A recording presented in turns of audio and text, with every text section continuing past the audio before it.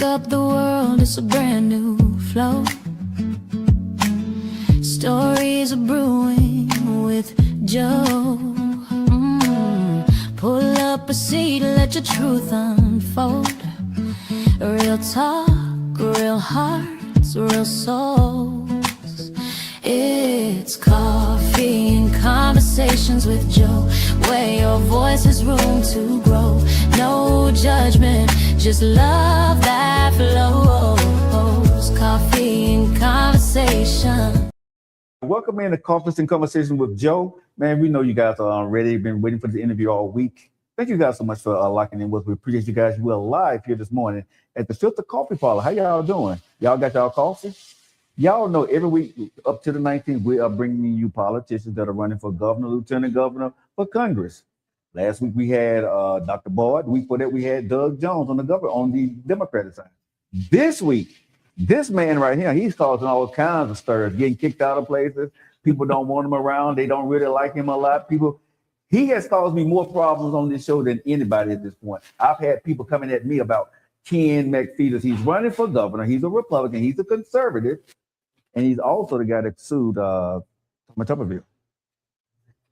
Caused him a lot of problems. He began to cause me a little problems, but he's right here in the building to have a conversation with your boy, Joe Lockett. So let's get to it. Welcome to the show, Ken. Thank you for the invitation. It's good to be here. How you doing this morning? I'm doing great. You haven't got me in a lot of trouble. That's a good thing. Is it? Yes. I'm getting myself in a lot of trouble. So how's the campaign trail going for you, Ken? What can I call you, Ken? Please, yes. Okay. All right. Yes.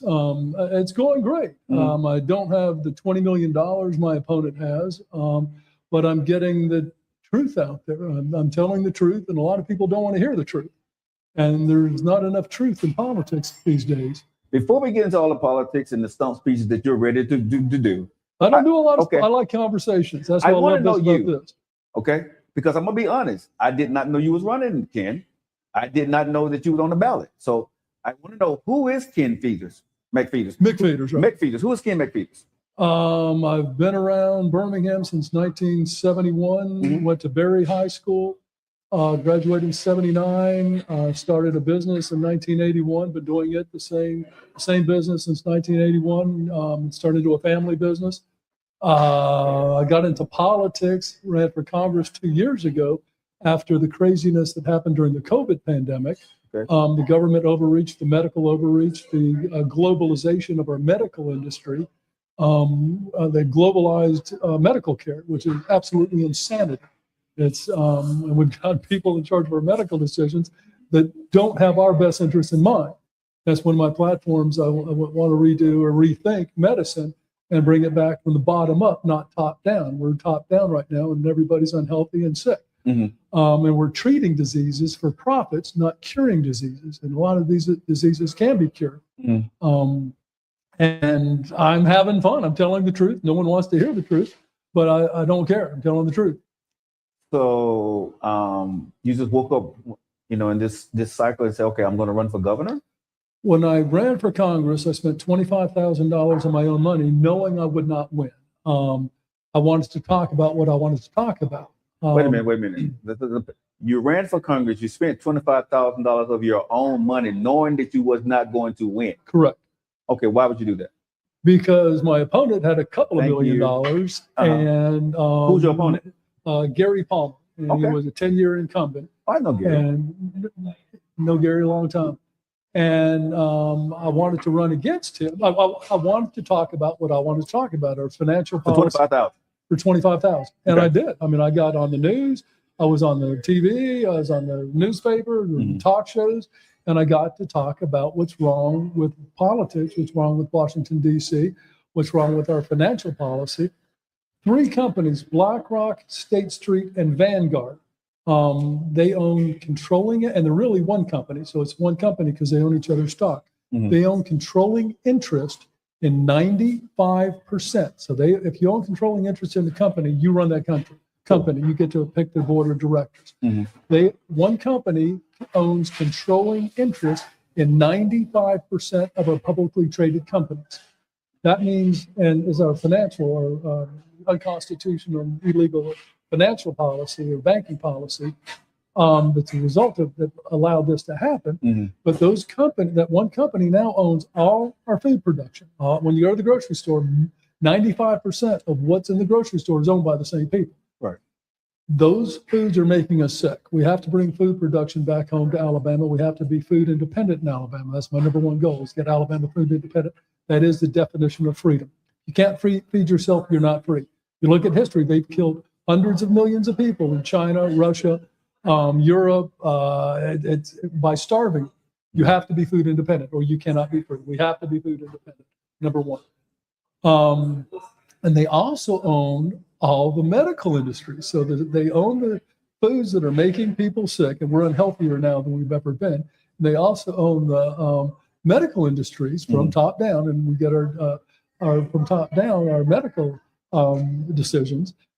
And they treat us. That's allopathic healthcare. It's either pharmacology or surgery. That's what they sell. And they're both for-profit industries.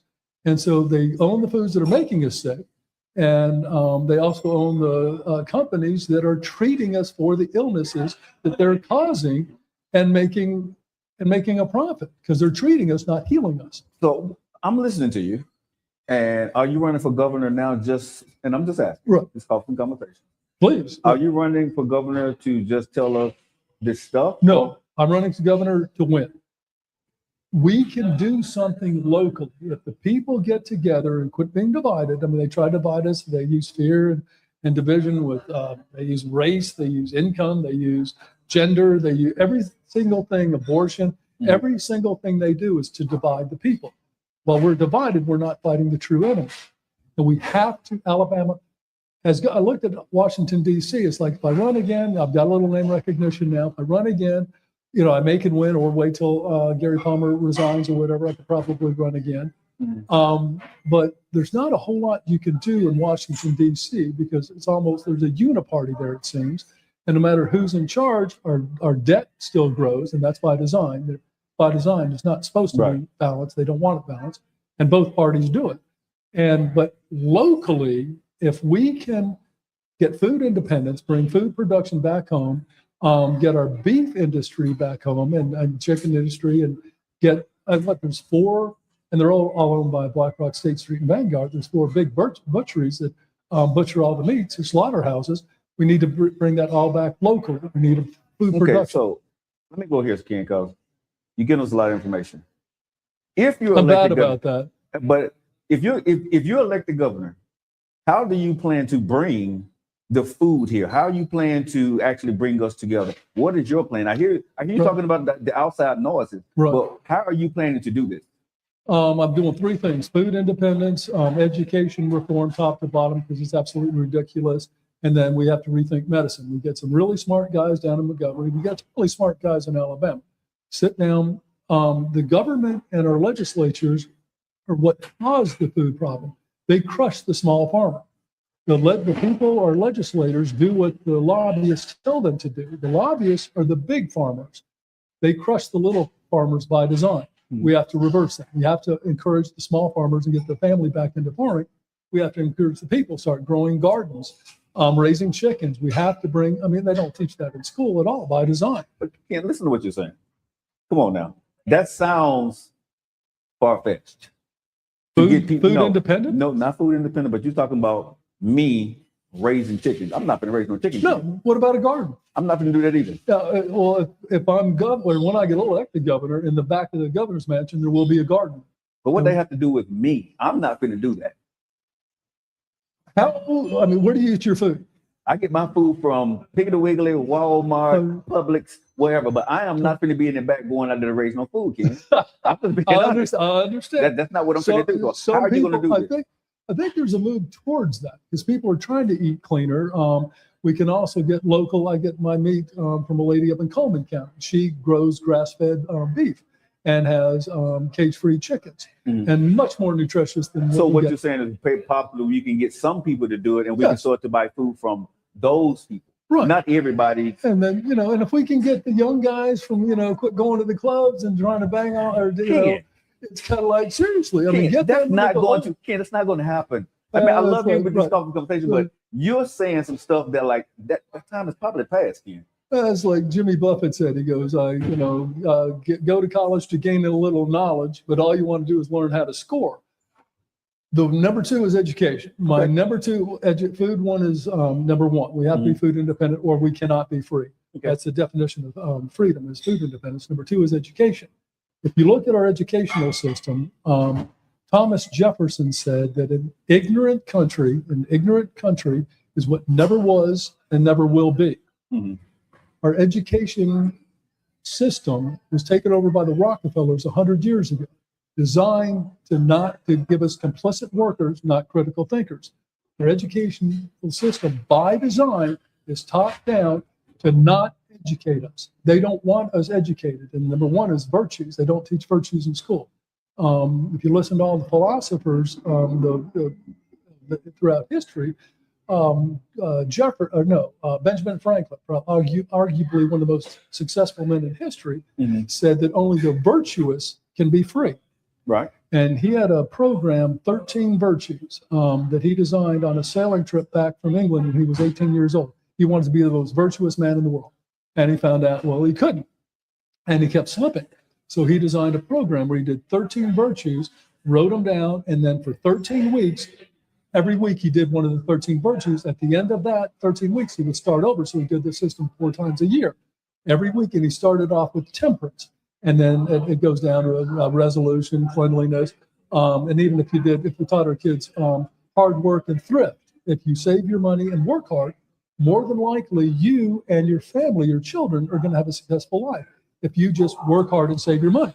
We're not teaching that to our children. Right. And number one, he put with sobriety, he figured, well, we've got to put sobriety as number one, because if you're not sober, you're never going to make it to the other virtues. So you've got to be, don't eat till dullness and don't drink to elation. So if you start with sobriety, and every kid, when I'm elected governor, is going 1 hour a day, every day, going to do Ben Franklin's 13 virtues every single day. And it's not religious. It's not going to offend a lot of folks that want separation from church and state. This is wisdom. This is, if you want a successful life, the only way to have a successful life is to be virtuous. But you said separate from what? Some part want separation from church and state. But that's what this is. So no, it's not religion. It's got nothing to do. This is virtue. This is. But do people want that coming from the governor? Yes. There's no question. Maybe. You know what they're teaching our kids now? They're teaching them. Our school systems teach 2 things: memorization and compliance. Do what you're told and remember what you're told. That's what our schools teach on a top-down educational system. And if you look at Epstein, the guy that supposedly hung himself up in New York in front of a judge or guards, security guards, cameras, and all that, supposedly hung himself. His right-hand person, her father was the head of Mossad, the Israeli intelligence agency. He was the biggest book distributor in the United States. Right. So we're getting our books, and our kids are memorizing what the Mossad tells them what to memorize. But it's insanity. It may be insanity, Ken. We got to bring our schools back home. But Ken, we all went under that same system. Right, and look at us. And we're here, right? Most of the young folks come out of college, they can't give change at the grocery store. But does that have to do with the 7 virtues, or does it have because times have changed? We have to redo our educational system, and we have to get our kids virtues. I mean, like I said, I want to be free. That's why I'm running. That's why I'm running for governor, because I'm tired of losing our freedoms. The only way I can get my freedoms is if the people realize they're the ones that give it to me, and I give it to them. And for me, meeting you for the first time today, right? I'm going to say you have a lot of knowledge, and I hear it. But I'm telling the truth, and I believe you, right? But in this society that we're living in, right? Information comes really fast, Ken, right? And you're giving us a lot of history lessons as you're running for governor. Right. Do you think, I'm just being honest, and you can tell me to back off, that the way you're approaching this, it sounds like you're lecturing me than asking me to vote for you. Right. And so when I'm listening to you, and I'm just being honest, I'm listening to you, right? I'm like, do I really want to vote? You got a lot of knowledge, right? But you're trying to put all that on me. And I'm like, okay, how are we going to be able to do this with all the other problems that we do have? Do you truly understand where we are right now? Right now, people are thinking about gas. People are thinking about, jobs. People are thinking about these things. You're talking about history lessons and free food. If we educate our kids and get them virtuous, and it doesn't take long. I mean, if we could do it, if you do it for 3 years, our young folks are going to be completely changed. It's a very easy system to do. It'll get them to thinking, and they're intentionally not keeping virtue and discipline from our children. They don't want us. Like I said, our schools teach memorization and compliance. Right. Remember what you're told and do what you're told. And that's a segue into the next one on medicine. But we have to teach virtue. If you want to get jobs in Alabama, Mercedes has the hardest time keeping sober people and hiring. We could get so many more people here if we got our kids virtuous. Companies from all over the world would fall all over themselves to hire our virtuous kids that want to go to work sober, that want to save, that want to raise their families, that want to use thrift, that want to be cleanliness, clean the house or whatever, and also in the schools. Get the kids, and you were in Japan for 13 years. Mm-hmm. In Japan, I've read this, the kids are responsible for cleaning their own schools. Pride and ownership. You got to teach these things. Get our kids, they have to clean our schools. They're babysitting our kids in schools. They're not teaching them, our kids, anything by design. Ken, I think we're missing each other, though. Design. It's by design, right? And again, like I said, I think we are missing each other here in this conversation, but I want to try to get on the same page as you. Right, and I want the same page as you. Because me right now, when I go to the gas pump, I'm not thinking about my kid virtual. No, I'm thinking about how the gas is going to come down. Right. Okay. When I go to the stores, prices are high. You're my governor. Okay. You're elected. I am not going to sit here and listen to my governor tell me about virtue when I got bigger problems because I can't take care of my kids. So my question to you, Ken, is how are you going to deal? Why should people vote for you to get things done now? Because in time, yes, I do believe that you can do the education. I do believe you can get for the food to be grown here and you get the processing out of the food. It didn't happen overnight. We didn't lose food overnight. It's not going to happen. But we have to get education from the bottom up, not the top down. And I agree with you. But help me. Can we kind of meet right here in the middle? Let's do this. Right now, I'm hurting. Me electing you governor. How are you going to work on that? Why should I have hope in you for that? Unfortunately, this is why I'm running for governor. The way our monetary policy is, I mentioned this earlier before we got on air, this is why I'm not running for Congress, because it seems there's a uniparty in Washington, D.C., and they both work for the same people.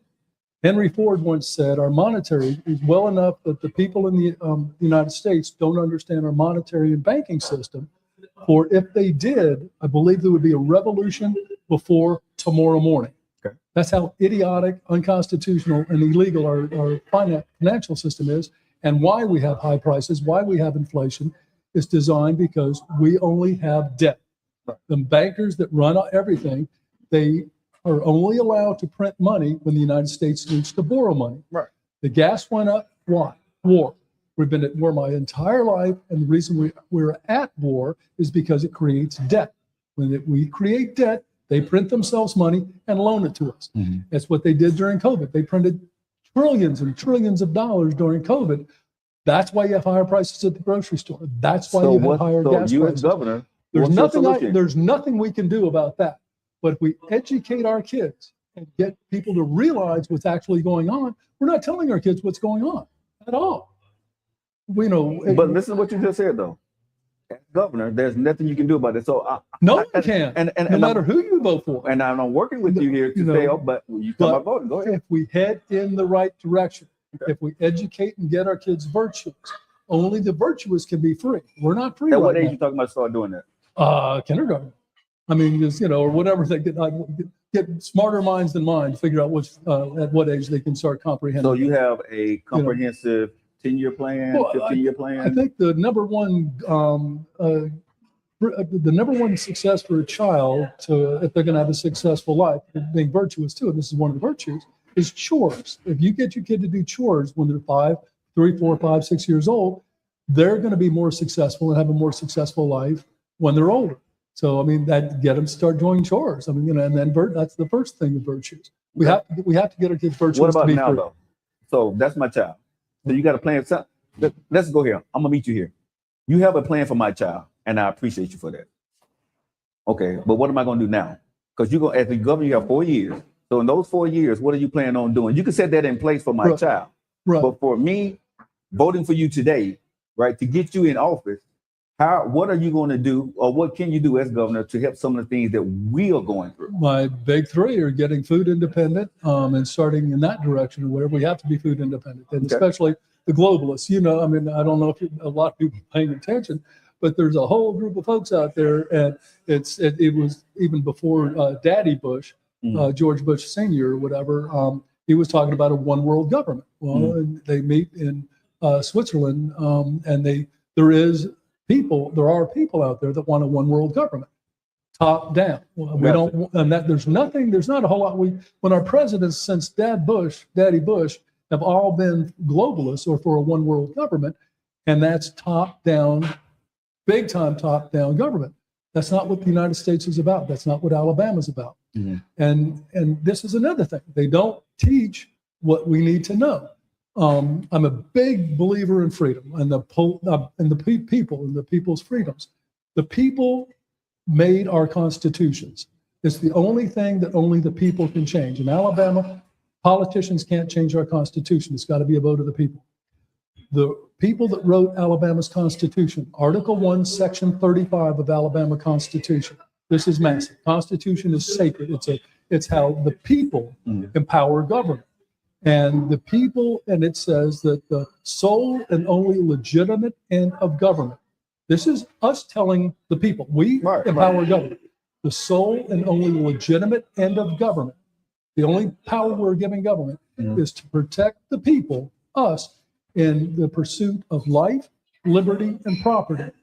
And anything other than that, and it goes on to say this, is usurpation and oppression. So any other thing our government is doing besides protecting life, liberty, and property is usurpation and oppression and unconstitutional. How much of what the government does is that? And when you're talking about your children, if, let's say your child, you have a son, I got 2 daughters. 2 daughters. Let's say you had a son. And at 18 years old, he gets pulled over or something, or not pulled over, he gets for public intoxication or drinking or trying to buy some beer. Okay. And he goes to court. Wouldn't it be nice to say, Your Honor, I'd like a trial by jury, and I'd like to, get my constitutional right for trial by jury. I'd like to get the jurors in front of me, and then pull out Article 1, Section 35 of the Constitution that says the sole and only legitimate end of government is to protect the citizen in life, liberty, and property. What part of that, you're taking my property and took my liberty, is giving you the right, or let's say he's 19, because the legal age when I was growing up was 19. Federal government made to change it to 21.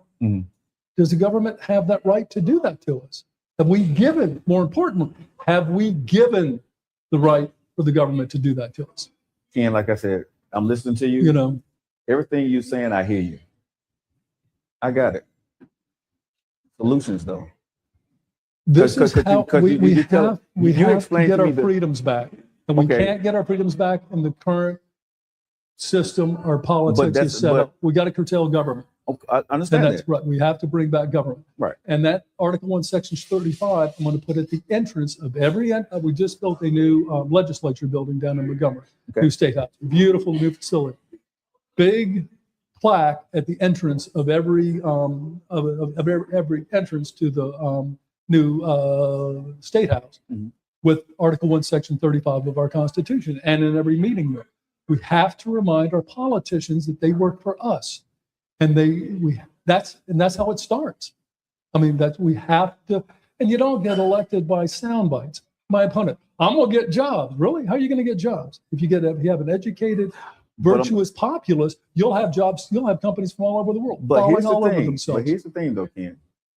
I agree with you, and I disagree with you here. Right? Right now, today in 2026, you do get elected by sound bites. I know, unfortunately. Right?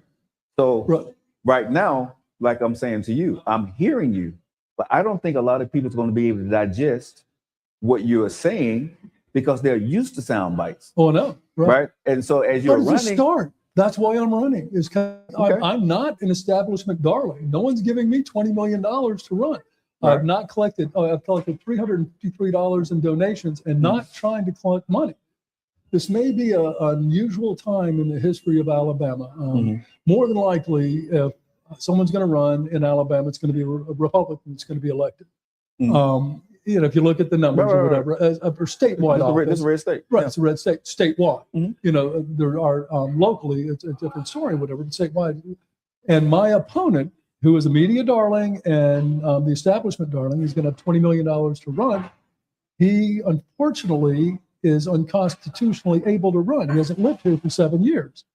And I've sued him for that. And if he steps down before the 19th, we may have two candidates on the Republican side that actually aren't owned by the establishment, that actually we can have a governor that can be by and for the people, and start these conversations and get some critical thinkers down in Montgomery to redo education, to redo the food, and how, like I said, and how our legislature has put small farmer out of business intentionally, how our educational system is not teaching our kids intentionally. I mean, they want, like I said, Thomas Jefferson said that an ignorant country and a free country is what never was and never will be. Right. I can't be free unless our populace is educated. We have to educate our kids or we'll be slaves. But you have a lot of things right now, and everything you're saying, there's truth to it.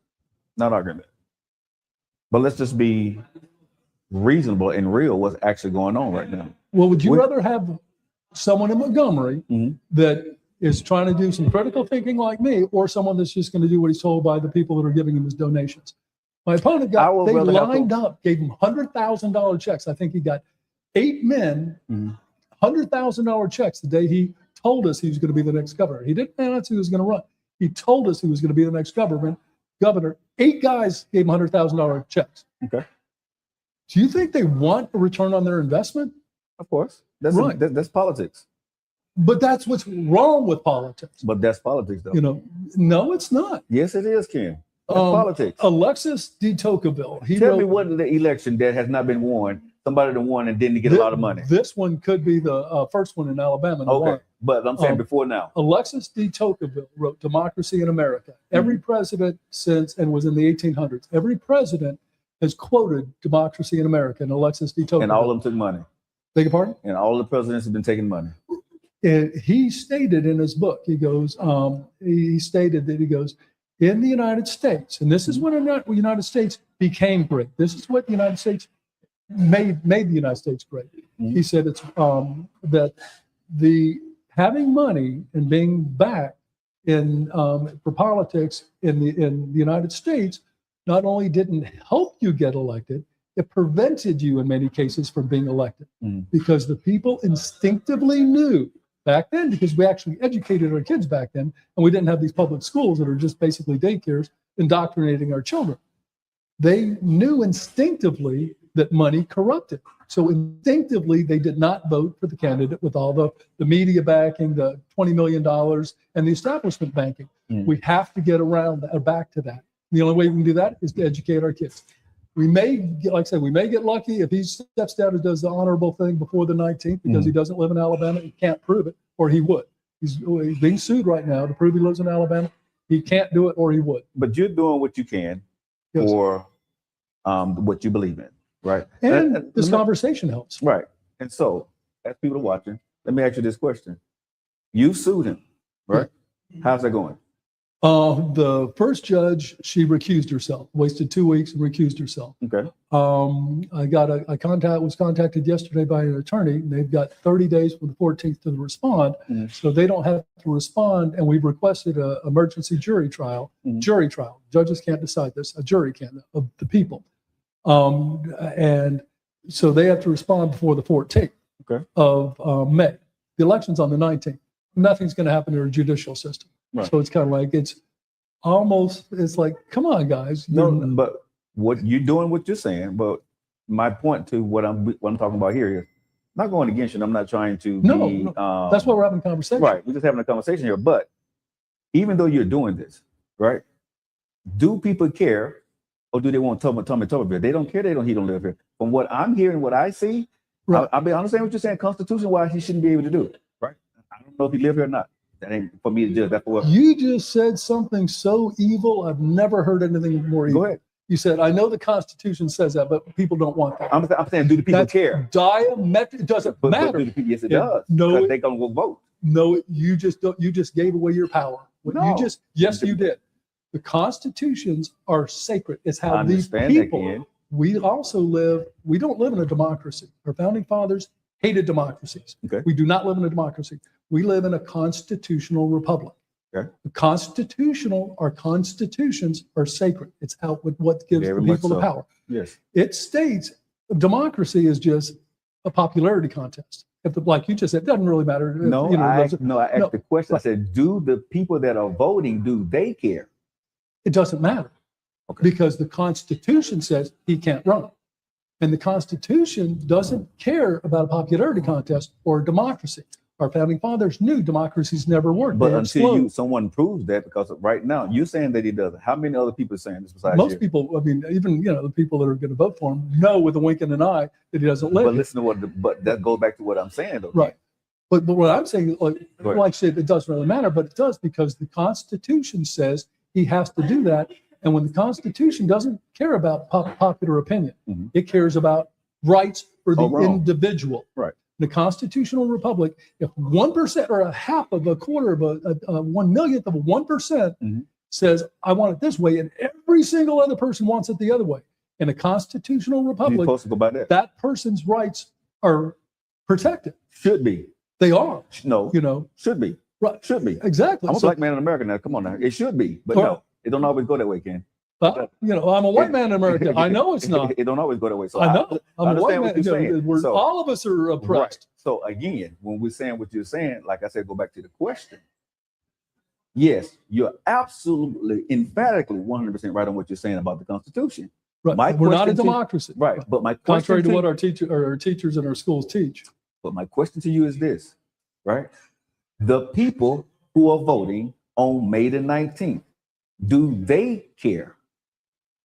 Unfortunately, a lot of them don't know because they weren't taught in our schools to teach we live in a democracy, which we don't. And our public officials tell us even Tupperville said that. He said, we got to protect our democracy. It's like, this is a guy that's a sitting U.S. senator. He should be tarred and feathered for saying that we live in a democracy. We are nothing. We have some democratic things within our the way we elect people or whatever, and on some of our things when are voted for representatives or whatever. But we have a constitutional republic, which means our rights are protected by the Constitution. Right. The Constitution is made by the people. We empower the government. We have to do that. So it's kind of like most people don't care. They want to know what's on football, and that's by design. They want to know what's on baseball. And so the only conversation that I'm hearing you, and like I said, I really want to be fair here. What you're saying, constitutionally, emphatic, like I said, you're right. But you're running for governor in 2026. To get to the point to get in office, I believe you have to do what you need to do to get in office so you can make the change. Because you got to reach you sell your soul. But let me finish. You have to reach the people, right, first, that you need to educate, right? You got to reach them first. You can't come in trying to, this is my personal opinion, I'm trying to put my ideologies on what's right in the Constitution, what the Bible says and what the Constitution says to people who don't really know, who probably don't really care about it and understand how important it is. You got to reach them first. I think there's a mass awakening happening right now. I mean, have you noticed people are starting to realize, and a lot of people don't trust government at all. People don't. This podcast is wonderful. You are the future of news because most people don't believe the news, and I think there's a awakening happening right now. Okay. And when they find someone that's telling the truth, that's going to come on a podcast like this and not talk about sound bites. Oh, I'm just for jobs. I'm just for jobs. Or are you for jobs? I want to get people educated so they'll hire them, so they'll actually work. And they're talking about unemployment rates. That's not the problem. They always tell you about unemployment rates. It's the people that are working or not working at all, but they've taken themselves out of the working pool. And that's way too many people. We've got, I think, over half the people in Alabama don't work of working age. and they're not looking for jobs. So what are you going to do about that? You got to start with education and medicine. You know, I mentioned with medical too, and what happened with the COVID stuff. Our schools, by design, teach memorization and compliance. Remember what you're told, do what you're told, and you will excel at that at an idiotic system. I mean, that's what you do. If you remember everything you're told and do what you're told, you make straight A's. Okay. Where do our straight A students get to first? Law school and medical school. They are looking for people that will remember what they're told and do what they're told. That's why we just had the reaction we had where we had medical global fascism and our medical doctors shut down the entire world. Medicine said we couldn't go to work, shut down all the small businesses. They didn't shut down the big guys. They did what they were told and remembered what they were told. They remembered what they were told. So what's your answer? We got, like, that's another thing. We have to realize what's going on and take medicine back. And there's some doctors take medicine out there. Back to what? Well, I mean, our guy, Scott Harris, well, I'm going to make his life miserable. When I'm elected governor, he will resign in 2 seconds. He was our chief medical officer for the state of Alabama. He should be, that's another guy that he should be tried for crimes against humanity. I mean, he put the COVID vaccine, mRNA vaccine onto the children's schedule and encouraged parents to inject their child that had zero risk from dying from COVID. And there's all kinds of risks from the mRNA shots, all kinds of risks. We have, and that's idiotic. And I mean, and I went to my doctor's office and they were the last one to do this. You walk in there, you got to put a mask on. Masks aren't going to prevent virus. Gotcha. They know. I talked to my doctor. I said, why am I wearing this? He goes, well, it's a policy. It's like, well, you know. He goes, yeah, of course I know. My doctor's telling me they don't work. So on May 19th, on May 19th, right? People are looking, who to vote for, right? Tell me why. Tell listeners why they should vote for you on May 19th. Well, we got to get some critical thinkers down in Montgomery. We have to get some really smart, intelligent people working for the people again. We need to do it with our food. You can't be free unless you can feed yourself. It's the definition of freedom. History will teach you that. We have to take our schools back. If they're top down, we're being educated by the same globalists that are not looking after our best interests. We have to bring education back to the communities and bottom up. Have to teach virtues in schools. Have to teach discipline in schools. We do not need the globalists deciding our curriculum. We do not need the globalists deciding which textbooks we should memorize or have our children memorize. And when we do that, that will also help our medical industry. And our medical industry is also owned for-profit business. It's owned by the globalists, the same folks that own our food production, also own the medical industry that are treating us. They're not healing us. There's so many things. I was talking, I read a study, it was over I think 54 studies on ivermectin and fenbendazole. They have an 85% success ratio with cancer. Doctors won't talk about it. I got a dog, a German Shepherd. She goes to work with me every day and has for 8 years. Sits in the back of my office behind me. She was diagnosed 1.5 years ago with nasal cancer. It's a very fast-acting, aggressive cancer. And I talked to my doctor, my vet. I said, "What do I try ivermectin?" And she kind of looked at me and laughed and scoffed. Well, I put her on ivermectin, and it normally kills a dog within 2 to 4 months from diagnosis. It's been 1.5 years, and the dog's fine. Gave it to a lady at she's got a cat. Her cat, she heard the story about mine, gave her some ivermectin for the cat. The cat's fine. But they lived 8 or 9 months, and they were going to put the cat down the day she took it to the vet. They wanted to put it down. It lived for 8 or 9 more months. The chemotherapies, the average chemotherapy is like $120,000 for your chemotherapy treatment.